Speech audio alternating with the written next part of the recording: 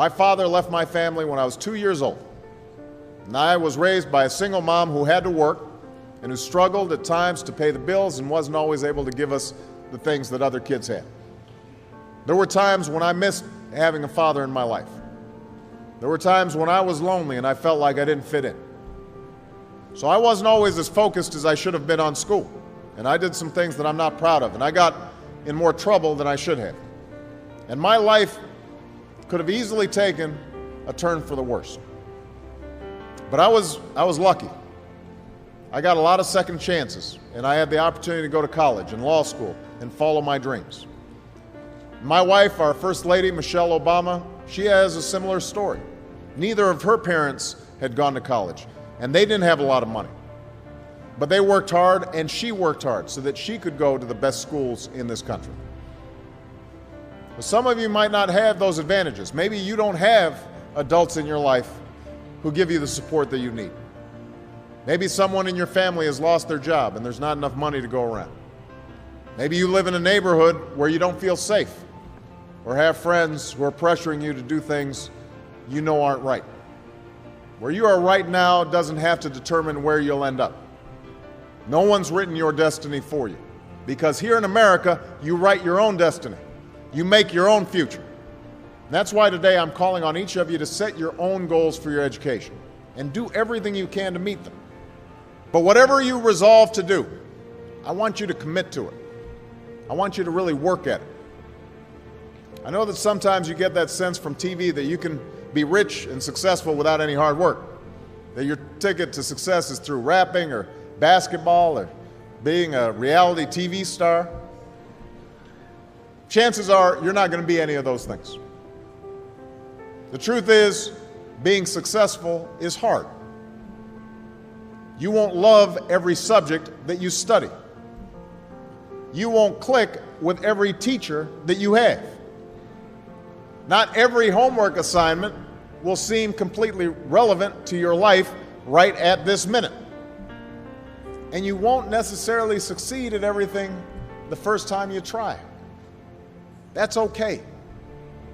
Some of the most successful people in the world are the ones who've had the most failures. J.K. Rowling, who wrote Harry Potter, her first Harry Potter book was rejected 12 times before it was finally published. Michael Jordan was cut from his high school basketball team. He lost hundreds of games and missed thousands of shots during his career. But he once said, "I have failed over and over and over again in my life, and that's why I succeed." These people succeeded because they understood that you can't let your failures define you. You have to let your failures teach you. You have to let them show you what to do differently the next time. So if you get into trouble, that doesn't mean you're a troublemaker. It means you need to try harder to act right. If you get a bad grade, that doesn't mean you're stupid. It just means you need to spend more time studying. No one's born being good at all things. You become good at things through hard work. You're not a varsity athlete the first time you play a new sport. You don't hit every note the first time you sing a song. You've got to practice. The same principle applies to your schoolwork. You might have to do a math problem a few times before you get it right. You might have to read something a few times before you understand it. You definitely have to do a few drafts of a paper before it's good enough to hand in. Don't be afraid to ask questions. Don't be afraid to ask for help when you need it. I do that every day.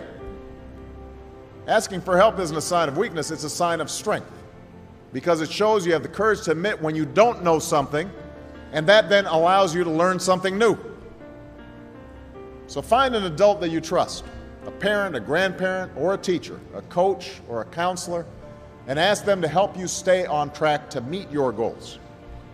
And even when you're struggling, even when you're discouraged, and you feel like other people have given up on you, don't ever give up on yourself. Because when you give up on yourself, you give up on your country. The story of America isn't about people who quit when things got tough. It's about people who kept going, who tried harder, who loved their country too much to do anything less than their best. Failure, it's terrible, but but necessary. If you are going to try something hard, if you're putting yourself out there in some way, there are going to be times where you screw up or you don't succeed. And I think that the most important thing is to learn from those failures and to have a sense of resilience and be able to examine what is it that I did not succeed at, why didn't I succeed, and what do I need to do better. When I talk to young people, I always tell them, worry less about what you want to be and worry more about what you want to do. We know that too many young men in our community continue to make bad choices. And I have to say, growing up, I made quite a few myself. Sometimes I wrote off my own failings as just another example of the world trying to keep a black man down. I had a tendency sometimes to make excuses for me not doing the right thing. But one of the things that all of you have learned over the last 4 years is there's no longer any room for excuses. Excuses are tools of the incompetent used to build bridges to nowhere and monuments of nothingness. Well, we've got no time for excuses. You have to remember that whatever you've gone through, it pales in comparison to the hardships previous generations endured, and they overcame them. And if they overcame them, you can overcome them too. Spirit of excellence and hard work and dedication and no excuses is needed now more than ever. If you think you can just get over in this economy just because you have a Morehouse degree, you're in for a rude awakening. But if you stay hungry, if you keep hustling, if you keep on your grind and get other folks to do the same, nobody can stop you. And when I talk about pursuing excellence and setting an example, I'm not just talking about in your professional life. Be the best husband to your wife. Be the best father you can be to your children. Because nothing's more important. I was raised by a heroic single mom, wonderful grandparents, made incredible sacrifices for me. And I know there are moms and grandparents here today who did the same thing for all of you. But I sure wish I had had a father who was not only present, but involved. Didn't know my dad.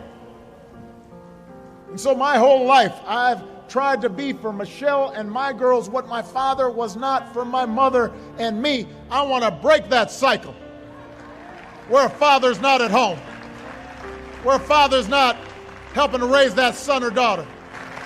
I want to be a better father, a better husband, a better man. It's hard work that demands your constant attention and frequent sacrifice. And I promise you, Michelle will tell you I'm not perfect. She's got a long list of my imperfections. Even now, I'm still practicing, I'm still learning, still getting corrected in terms of how to be a fine husband and a good father. But I will tell you this, everything else is unfulfilled if we fail at family, if we fail at that responsibility.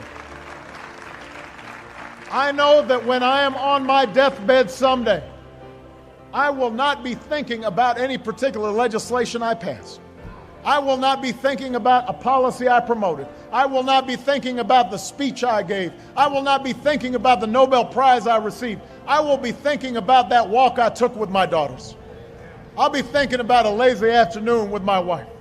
I'll be thinking about sitting around the dinner table and seeing them happy and healthy and knowing that they were loved. And I'll be thinking about whether I did right by all of them. So be a good role model. Set a good example for that young brother coming up. If you know somebody who's not on point, go back and bring that brother along.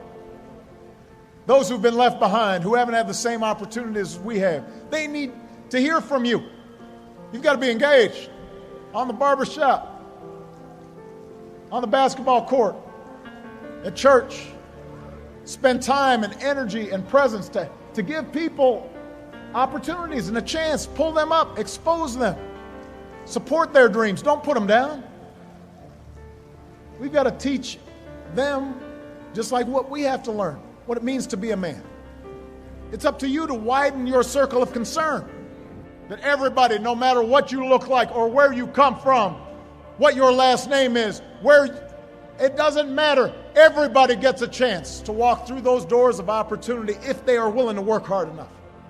Success may not come quickly or easily, but if you strive to do what's right, if you work harder and dream bigger, if you set an example in your own lives and do your part to help meet the challenges of our times, then I'm confident that together we will continue the never-ending task of perfecting our union.